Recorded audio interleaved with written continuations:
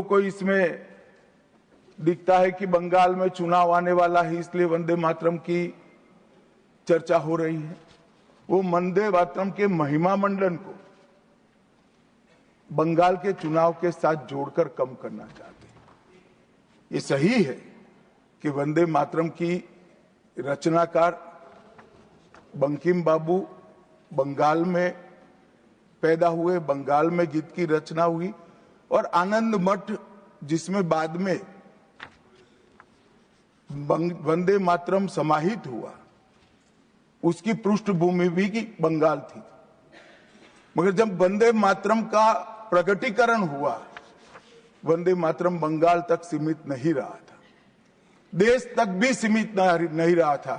दुनिया भर में जहां पर आजादी के दीवाने थे, वो गुप्त बैठक भी करते थे तो पहले वंदे मातरम का गान कर बैठक की शुरुआत। और आज भी सरहद पर हमारा जवान जब अपना सर्वोच्च बलिदान देता है, ये आंतरिक सुरक्षा के लिए देश के पुलिस का जवान सर्वोच्च बलिदान देता है, तो जब वो अपने प्राण त्यागता है, इसके मुंह पर एक ही मंत्र होता है, वो वंदे मातरम। मान्यवर, ये वंदे मातरम का गान, वंदे मातरम का गीत, ये भारत माता को गुलामी की जंजीरों से मुक्त करने का नारा बना था, आजादी के उद्घोष का नारा बन चुका था, आजादी के संग्राम का एक बहुत बड़ा प्रेरणा स्रोत बना था। और शहीदों को अंतिम बलिदान, सर्वोच्च बलिदान देते वक्त अगले जन्म में भी भारत में ही जन्म लेकर फिर से मां भारती के लिए बलिदान करने की प्रेरणा वंदे मातरम से मिली। और ये चिर पुरातन राष्ट्र को अनेक सदियों तक अपनी संस्कृति के रास्ते पर आगे बढ़ाने की प्रेरणा भी कई सारे मनुष्यों को इस वंदे मातरम से मिली।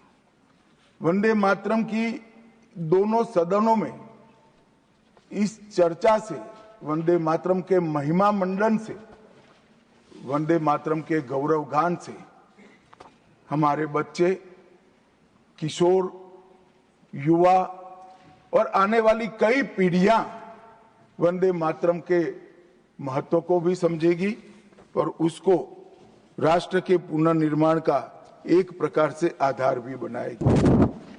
मान्यवर, बंकिम चंद्र चट्टोपाध्याय जी ने 7 नवंबर 1875 को वंदे मातरम की रचना उनकी सार्वजनिक हुई। यह दिन कार्तिक शुक्ल नवमी का था।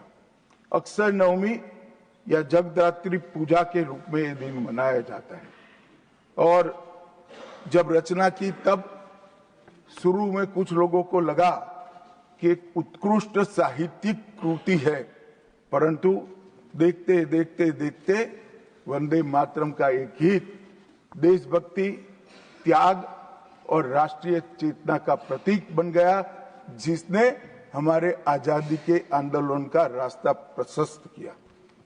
और कब वंदे मातरम की रचना हुई? वंदे मातरम की रचना की पृष्ठभूमि हम सब ने जरूर याद करनी चाहिए। उसकी पृष्ठभूमि में सदियों तक इस्लामिक आक्रमण को झेलकर इस देश की संस्कृति और इस देश का इतिहास झंझोड़ने का काम, शीर्ण वीर्ण करने का काम हुआ था। उसके बाद अंग्रेजों ने अपने शासन के काल में, भारत के गुलामी के काल में, एक नई सभ्यता, एक नई संस्कृति हमें थोपने का प्रयास किया था। और उस वक्त ये वंदे मातरम का रचना बंकिम बाबू ने की।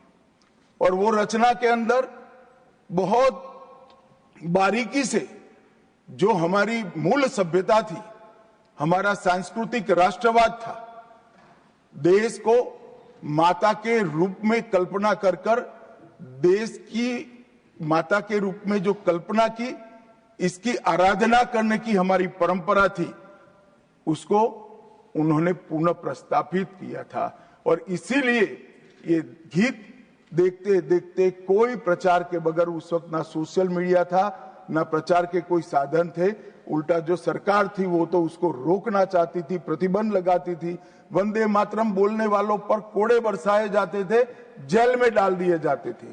फिर भी वो सारे प्रतिबंधों को पार कर कर हर एक व्यक्ति के मन को भी छुआ, आत्मा को भी छुआ और अनेक प्रताड़नाएं झेलते हुए भी वंदे मातरम कश्मीर से कन्याकुमारी तक फैल गया।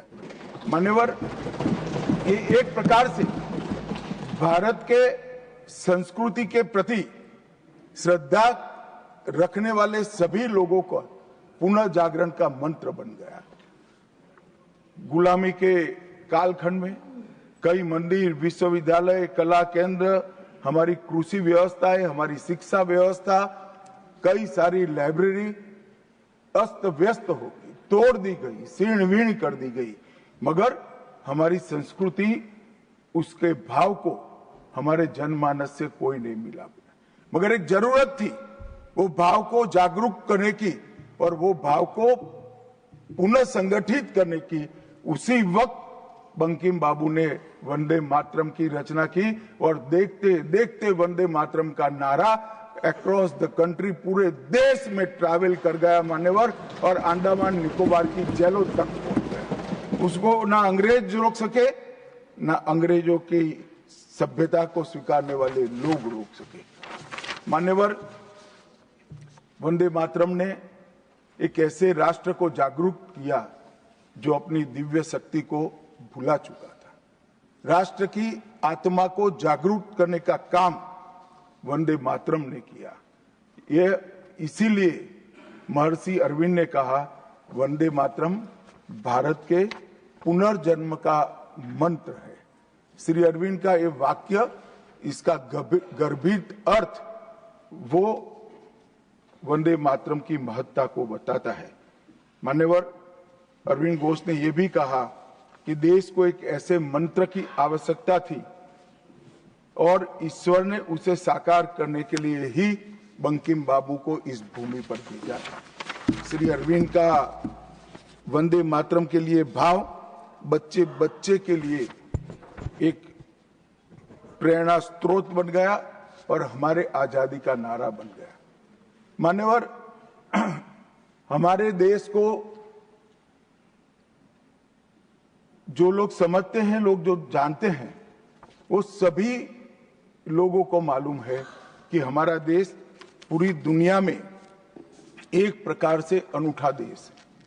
दुनिया के कई देशों की रचना अधिनियमों से हुई, कहीं युद्धों के कारण हुई, कहीं युद्ध के बाद संधि के कारण हुई।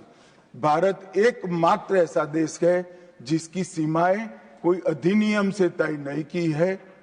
हमारे देश की सीमाएं हमारी संस्कृति ने तय की है और संस्कृति ने इस भारत को जोड़ कर रखा। और इसीलिए सांस्कृतिक राष्ट्रवाद का जो कंसेप्ट था, उस सांस्कृतिक राष्ट्रवाद के कंसेप्ट को, सांस्कृतिक राष्ट्रवाद के विचार को सबसे पहले